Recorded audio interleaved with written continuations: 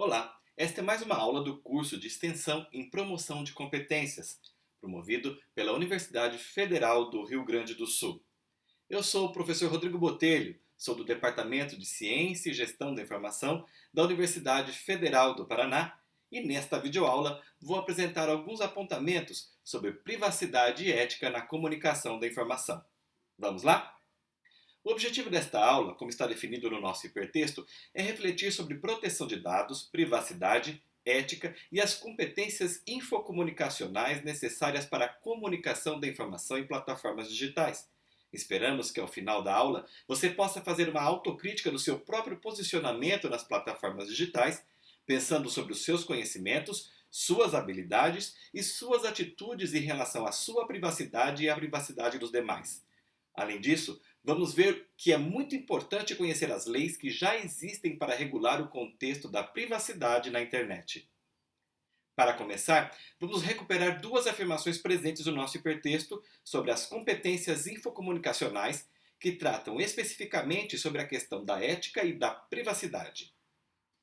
Note que interessante. Esta primeira afirmação, ao tratar da competência comunicacional voltada para a privacidade, traz a privacidade junto com a questão da segurança, chamando a atenção para a nossa capacidade de controle sobre o que compartilhar e o que não compartilhar.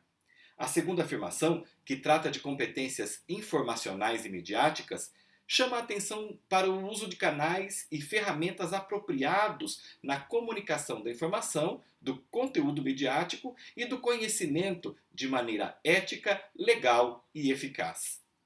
Como nós já vimos no decorrer do curso, existem diferentes terminologias e abordagem para as competências infocomunicacionais. Ora elas são chamadas de literacias, ora elas são chamadas de alfabetização, ora estão ligadas à área de informação, ora estão ligadas à área de comunicação, ou então a ambas, como tratamos neste curso. E neste curso nós tratamos sobre o termo infocomunicacional. Independente dessas terminologias, a questão da privacidade, da ética e da segurança na comunicação da informação é algo constante. E é algo constante tendo em vista a importância da proteção dos nossos direitos individuais, com a devida separação entre o que é público e o que é privado. E para complementar os conteúdos que estão sendo apresentados no hipertexto desta aula, sobre esta dimensão da privacidade das competências infocomunicacionais, nós vamos utilizar agora, como exemplo, o Quadro Europeu de Competência Digital para os Cidadãos, mais conhecido como Digicomp 2.1. Apesar de ter sido criado no contexto europeu, o Digicomp 2.1 é um modelo bastante interessante, voltado para fornecer apoio com base em evidências para aproveitar o potencial das tecnologias digitais.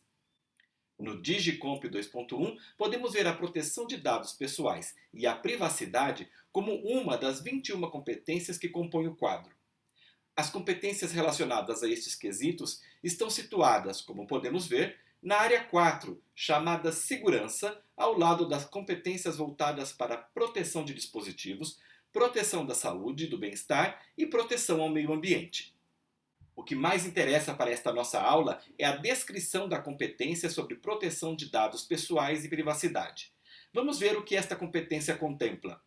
Para começar, é prevista a proteção dos dados pessoais e a privacidade em ambientes digitais. E aqui nós podemos pensar, por exemplo, nas redes digitais, como o Facebook, o Twitter, o Instagram, o LinkedIn. Além disso, é preciso a compreensão de como utilizar e compartilhar uma informação que identifique uma pessoa e a capacidade de proteger-se a si mesmo e proteger as outras pessoas dos danos que podem ocorrer na disseminação de informações desta natureza.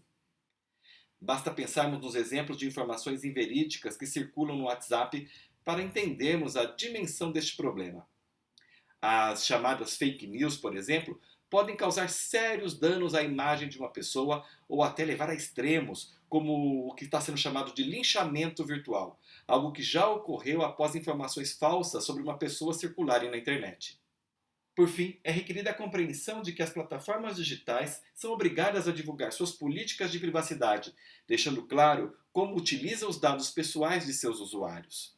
Aliás, uma pergunta muito importante antes de prosseguirmos. Você já leu a política de privacidade dos serviços digitais que você assina? Por exemplo, se você usa o Facebook ou o Twitter, Quando você criou o seu usuário, você leu os termos que foram apresentados antes de consentir e antes de você clicar em concordo? Como nós podemos deduzir, é importante que não só as empresas de tecnologia apresentem suas políticas de privacidade e que as respeitem, mas que todos nós tenhamos consciência daquilo que estamos consentindo quando nós nos tornamos usuários destas plataformas.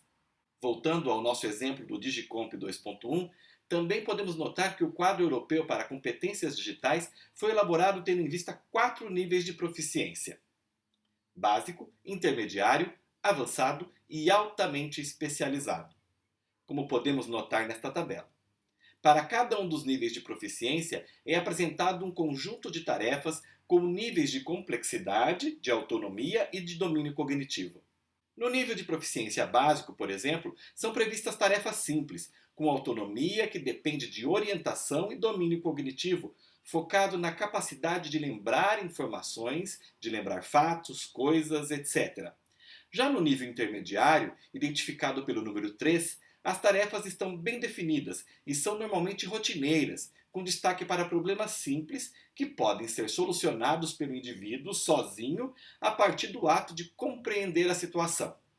Mas vamos ver o exemplo do nível de proficiência avançado da competência de proteção de dados pessoais e privacidade do Digicomp 2.1. Notem que aqui, no nível 5, para além de orientar os outros, há que verificar se a pessoa é capaz de aplicar diferentes formas de proteger os seus dados pessoais e a sua privacidade em ambientes digitais. Se essa pessoa é capaz de aplicar diferentes formas específicas de compartilhar os seus próprios dados e se ela protege a si mesma e aos outros contra perigos. E além disso, se essa pessoa é capaz de explicar declarações da política de privacidade que dizem como os dados pessoais são usados. No nível 6, vejamos que aparece a expressão contextos complexos. Em relação a esses contextos, espera-se que a pessoa seja capaz, de acordo com as próprias necessidades e de acordo com as necessidades das demais pessoas, de escolher as formas mais apropriadas de proteger dados pessoais e privacidade, de avaliar as formas mais apropriadas e compartilhar informação que identifique pessoas, e de avaliar a adequação de declarações da política de privacidade sobre como os dados pessoais são utilizados. No material complementar de nossa aula, você terá acesso ao quadro do Digicomp 2.1 e também poderá verificar 2 exemplos de uso, com cenários que descrevem a competência de proteção de dados e privacidade que estamos apresentando em nível de proficiência avançado. O primeiro exemplo diz respeito a um cenário de emprego, onde se propõe o uso do Twitter para compartilhar informação em uma conta institucional da rede social. O segundo exemplo, por sua vez, apresenta um cenário de aprendizagem, que descreve o uso de uma plataforma digital escolar para compartilhar informação sobre tópicos de interesse. Ao ler o exemplo 1, preste bastante atenção quando é citada a Lei Europeia sobre Proteção de Dados. Como apresentado no hipertexto da nossa aula, na Europa existe desde 2016 o Regulamento Geral de Proteção de Dados, uma lei criada com o objetivo de dar formas de controlar dados pessoais aos cidadãos e residentes da União Europeia. No Brasil, similar à Europa, temos desde 2018 a Lei Geral de Proteção de Dados Pessoais, a LGPD, que também tem como objetivo proteger os direitos fundamentais de liberdade e de privacidade. Mas o que é o direito a ser esquecido, citado no exemplo do Digicomp 2.1? O direito ao esquecimento parte da tese de que todas as pessoas têm o direito de que sejam apagadas de seu histórico pessoal informações sobre situações e circunstâncias desagradáveis ou constrangedoras, que em relação ao tempo em que ocorreram tenham se tornado inadequadas ou não pertinentes. Isso quer dizer que o direito ao esquecimento prevê que links para informações que forem julgadas por um tribunal como irrelevantes ou desatualizadas, por exemplo, podem sim ser apagadas. O assunto, claro, é bastante polêmico e tem diferentes interpretações nos mais diversos países. Além disso, o tema vem sendo contestado por empresas como a Google. E você, o que acha do direito ao esquecimento? Que tal fazer um paralelo destes 2 exemplos do Digicomp 2.1 com a LGPD brasileira? E com este desafio, nós concluímos esta videoaula. Esperamos que este conhecimento complemente os demais conteúdos que estão disponíveis no nosso ambiente virtual de aprendizagem. Não esqueça de dedicar um tempo para a leitura dos materiais complementares e de fazer a atividade proposta para a nossa aula. Assim, como temos aprendido no contexto das competências infocomunicacionais, a autonomia no aprendizado é muito importante para que nós conquistemos níveis mais altos de proficiência. Desejamos que você faça uma boa trajetória de aprendizado em relação ao tema desta aula. Tchau!